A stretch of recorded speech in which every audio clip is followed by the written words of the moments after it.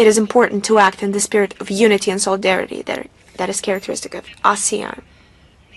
On November 5th, 6th, the first meeting of sports ministers of the Dialogue on Cooperation in Asia was held in Samara. Member states have agreed to organize the event in October last year. At the third summit of the association in Qatar, the Russian side proposed to host the ministerial meeting. The declaration adopted at the end of the meeting sets out the objectives of developing both traditional and digital sports activities, as well as increasing the involvement of young people and other categories, including volunteers. Participants exchanged national experiences and practices in promoting sport, called for the prevention of discrimination against athletes, including in terms of their admission to international competitions. The conference demonstrated that there is a steadily growing demand for positive practical cooperation in Asia. Sports is one of the promising areas with good potential for cooperation,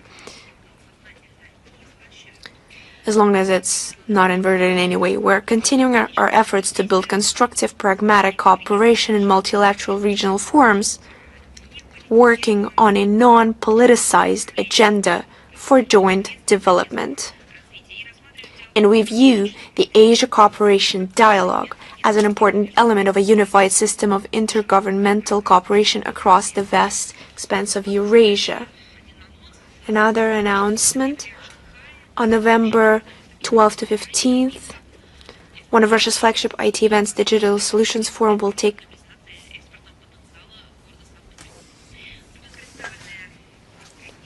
the large presentation of the export potential of St. Petersburg will take place for the first time at the leading international food and beverage exhibition in Shanghai.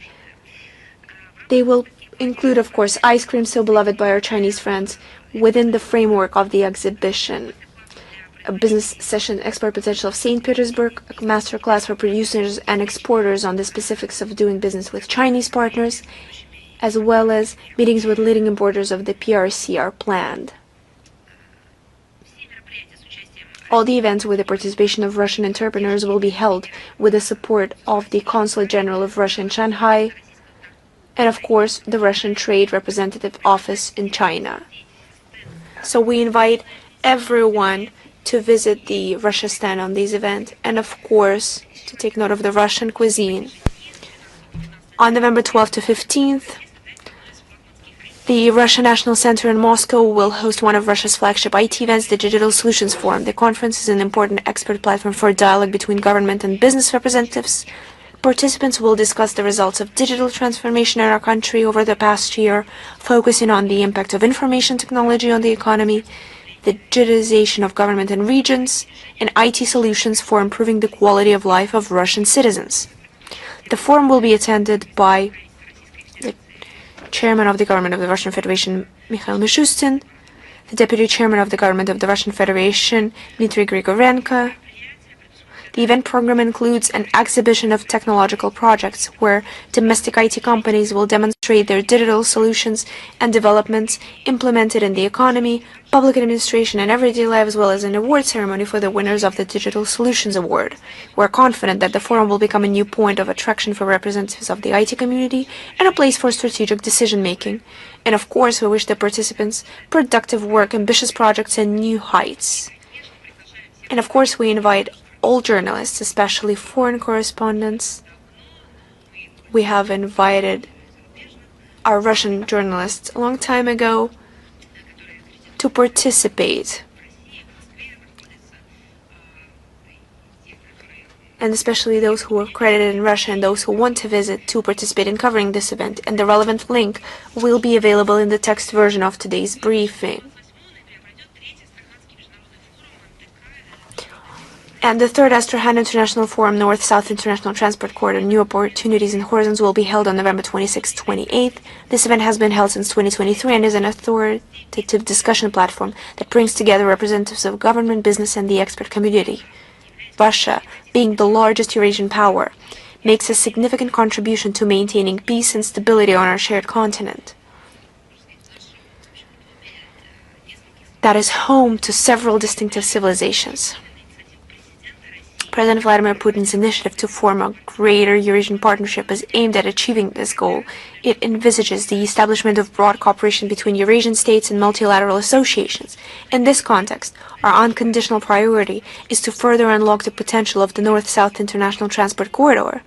And the goal, obviously, is to connect Northern Eurasia, the Caspian region, Central, South and Southeast Asia, Eastern Africa, by developing freight routes through major logistics hubs on the Persian Gulf and Indian Ocean coasts. The North-South International Transport Corridor continues to demonstrate stable growth. Cargo traffic through the Russian segment increased by 37% at the end of 2024, opening up new horizons for Russian and international businesses interested in entering the promising markets of Iran, India, Asia, and Africa, with a combined population of 3.5 billion people. We're confident that the upcoming forum will contribute to the expansion of broad international cooperation in the interests of developing the North-South Transport Corridor as a key Eurasian transport artery and will facilitate the establishment of promising trade and investment ties. And of course, the link to this event will be available in the text version of today's briefing. And we received a lot of questions for the next topic. On December 3rd and 4th, Moscow will host, under the auspices of the Ministry of Foreign Affairs, will host the BRICS Plus 2025 Counterterrorism Conference, National and Regional Counterterrorism Strategies in the context of emerging challenges and security threats. The conference will bring together representatives of relevant authorities, civil society, and academic circles from BRICS Plus countries engaged in comprehensive research on counterterrorism and anti-extremism. Experts from the UN, CIS, SCO, and CSTO will also join the discussions. Participants will discuss issues related to countering the financing of terrorism and the use of modern information and communication technologies for illegal purposes, combating extremism, and attempts to radicalize the population. Delegates will focus separately on various theoretical and methodological aspects of eradicating terrorism, exchange assessments of security threats at the national, regional, and global levels in the context of current geopolitical realities, share experiences and effective practices in the field of counterterrorism.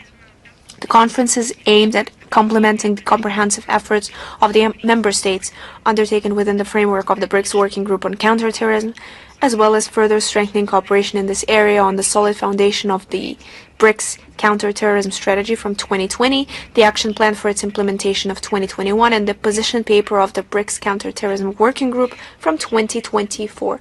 We invite representatives of mass media to cover this event, and of course, the link for context will be available in the text version of today's briefing.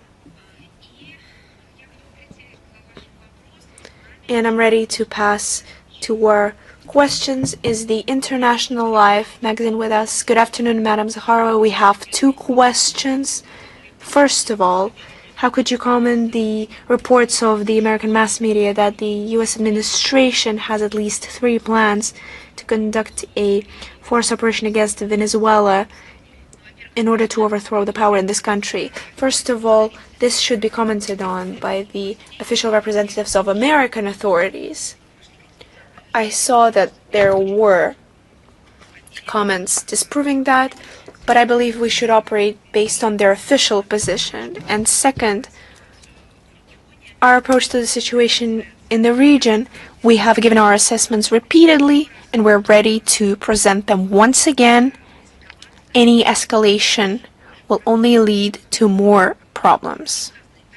There are different tactics, different means of conducting affairs, but obviously what a number of American observers and experts are talking about in different structures of authorities, all this appears in mass media. This open aggression will once again lead to nothing but the aggravation of the situation, instead of resolving the substantive issues that could easily be resolved through legal, diplomatic channels within the international law. I would like to recall